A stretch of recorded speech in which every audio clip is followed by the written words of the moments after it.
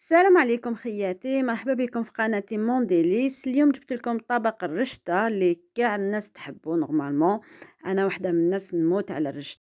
هي وصفة سهلة ماهلة كما يقولوا، وكاع الناس يقدروا يديروها. هنا نحكموا الرشتة تاعنا. بوني دخلت ديريكت في كيفاش الوصفة وكيفاش طريقة التحضير. نحكموا الرشتة تاعنا اللي نشروها. هنا عندي تاع السميد كما يقولوا. نحلوها كما راكم تشوفوا هكا، وهي على حساب سا ديبون كل شتا كيفاش.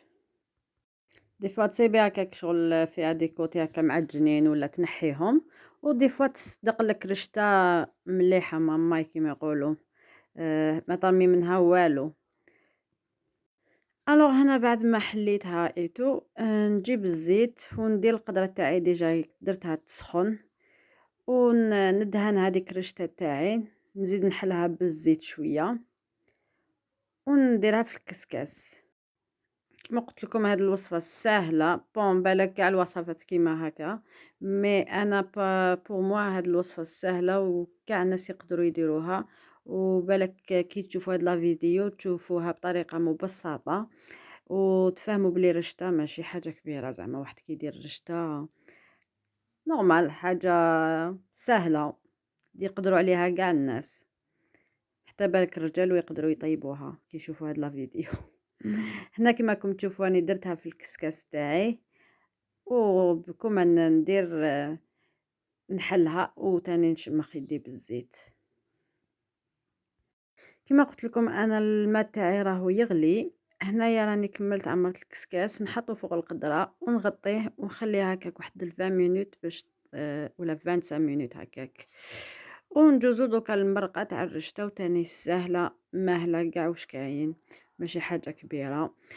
نحكموا البصل تاعنا. انا البصل ما نحبش نسكرفجو، تقدري تسكرفجيه ولا ترحيه بالروبو، مي انا نحب نقطعو هكايا باش تجيني شويه المرقه خاطره، خاطش كي ترحيه بالروبو ولا تسكرفجيه شغل يدبال يولي ما فيه والو.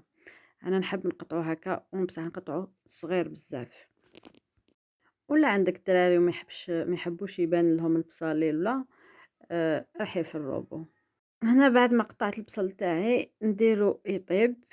درت القدره تاعي ودرت لها شويه زيت، وندير البصل تاعي نخليه يدبال.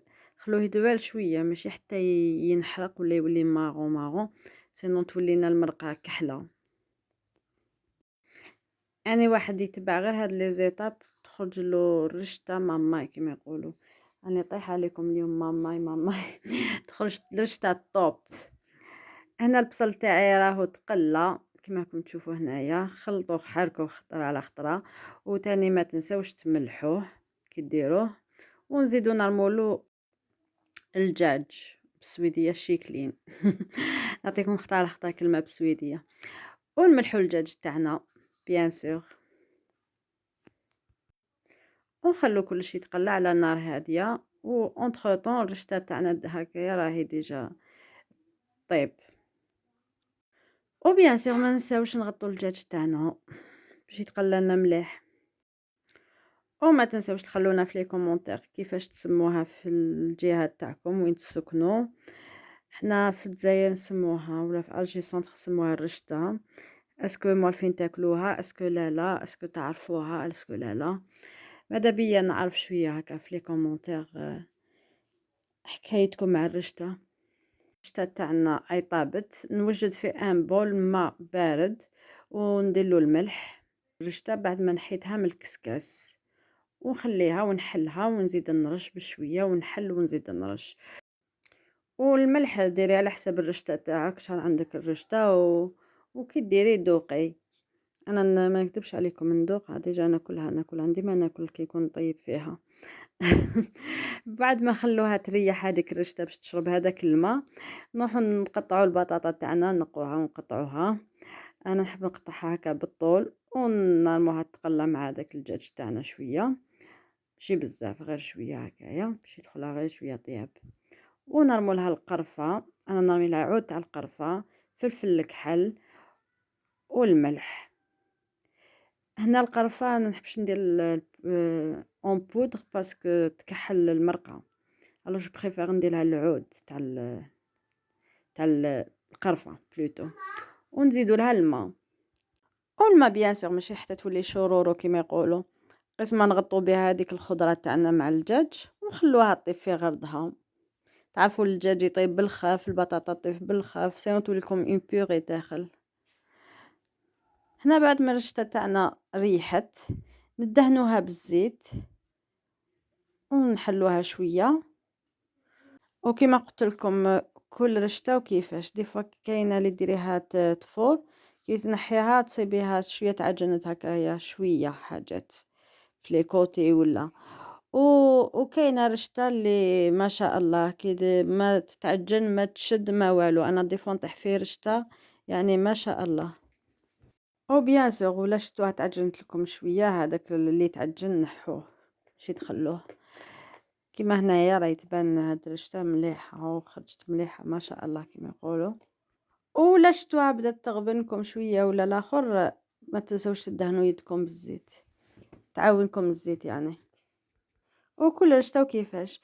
هنايا بعد ما كملت الاخر نديرها تفور بوغ لا دوزيام فوا، وبعد ما تفور بوغ لا دوزيام فوا نزيد نعاود نحيها ونعاود نديرها شويه الماء بالملح ما فيلميتهاش مي راني نقولها لكم دوكا.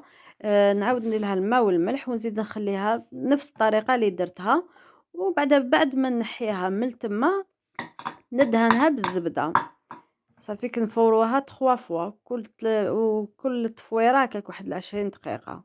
هنا نوجد القرعه تاعي مع الحميصه وكما راكم تشوفوا الرشته تاعي راهي طابت.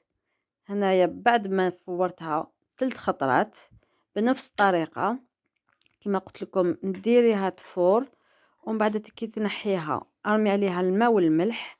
والملح سا ديبون في لا دوزيام تقدري ما ديريش الملح باسكو ولا درتي بزاف الاولى خلاص سي بون ما ديريش في لا دوزيام. وبعد تخليها تريح تدهنيها بالزيت وتعاودي ديريها تفور. وهنا الرشته تاعي كما راكم تشوفوا راهي واجده. القرعه ما نحبهاش طايبه بزاف سينو تتفتت صافي نرميها في نص طياب كي يكون نص طياب الدجاج هذاك نرمي القرعه مع الحميصه. الحميصه بيان سور ولا ماشي طايبه رموها في الاول ولا طايبه رموها في النص طياب. هنا الرشته تاعي راهي واجده كما راكم تشوفوا بعد ما نحيتها من التفويرات هذوك دهنتها بالزبده. وهنا هاوليك البلا تاعي شهيتكم في الجنه ان شاء الله البلا هذا يعجبكم وتسيوه.